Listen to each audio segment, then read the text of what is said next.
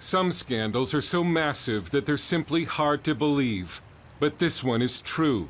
As many as 1 million white English children may have been the victims of Muslim rape gangs, better known as grooming gangs, in towns up and down Great Britain.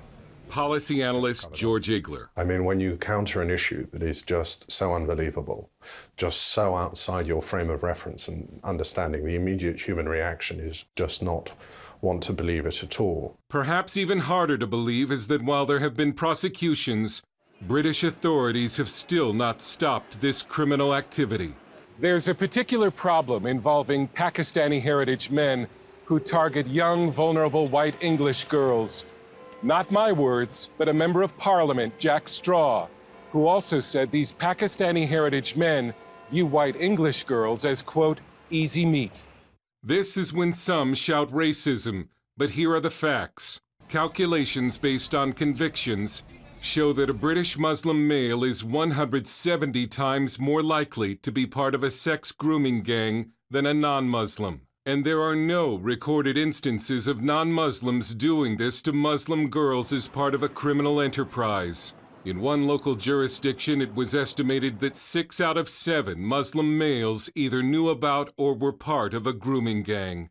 What you do not have is any example of non-Muslim men targeting Muslim girls for this organized form of abuse.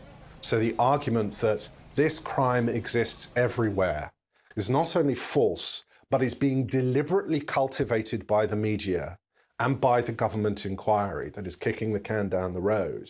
The grooming gangs have been traced back as far as the late 1980s. At-risk white English girls, often from broken homes and some as young as 9 years old, were wooed or groomed by teenage Muslim boys called Romeos, and even by groups of Muslim men who hung around school gates. The plan was to make the girl feel important. She was given gifts and drugs, but she was being groomed to be a drug-addicted prostitute. Then came the gang rapes. The girls were threatened with death if they tried to flee. It's not just sexual abuse. It is unspeakable levels of violence, victims being raped with knives, victims being raped with bottles, victims having their tongue nailed to tables. These are sometimes girls who are being picked up from children's homes on a Friday, are being raped during the course of the weekend by hundreds of men, and then returned with bleeding groins back to the children's homes on a Monday morning, and they don't do anything about it at all. Christine's goddaughter was preyed on by the grooming gangs and is helping girls through the group Women Against Grooming. They pulled up by the side of her in cars. They tried to get her in the car. They were talking to her, come on, come with us, we'll take you here, we'll take you there. Were you saying that the authorities make it sound like it's the English girl's fault? Yeah, or the parents' fault. It's your fault because you haven't got control of your child. If you are a young English girl, particularly between the ages of 9 and 14, and you find yourself subject to the perversions of Muslim men, you effectively exist in a country where the forces of law and order don't exist at all. Stephen Lennon, also known as Tommy Robinson, former leader of the English Defence League, was just a young boy in the town of Luton when he learned a family member had been victimized by a grooming gang. My cousin was raped and she was found naked running from the Muslim community, aged 13. The police wouldn't help. All the police would say is she's a drug addict. She was a drug addict because they got her hooked on drugs after grooming and raping her. Some say grooming gangs originate from a particular region of Pakistan, but others point out that the Quran encourages Muslims to take enemy women as sex slaves, and that Muhammad had sex with a 9-year-old wife.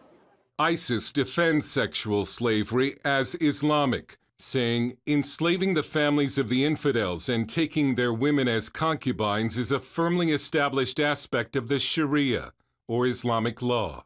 The reason these crimes were covered up and continue to this day is political correctness. No one wanted to be called a racist. The definitive book on this scandal is Easy Meat by Peter McLaughlin, who declined an on-camera interview for safety reasons. He told us journalists would not speak about it because the perpetrators were mostly dark-skinned and Muslim. Childcare professionals used political correctness as an omerta, a code of silence concerning what the public was allowed to know. These girls are the victims of a multicultural revolution, and it's certainly an indication of the fact that this accusation of racism is potentially the most powerful political weapon known to man. This is also an example of what can happen in a country of 60 million where the press just refuse to report, where the cries of all these agencies fail to merely discuss what's going on, and it's only going to get worse for this reason. The cover-up was eventually exposed, yet the grooming gangs continue to operate.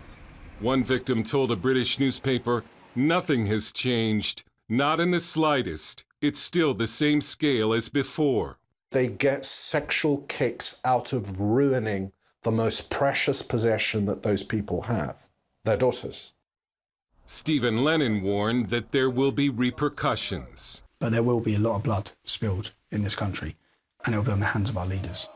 And there'll come a time when they'll realise what they've done. And the country's people will realise what they've done as well. They've sold us out, they've destroyed our nation, they've destroyed our culture.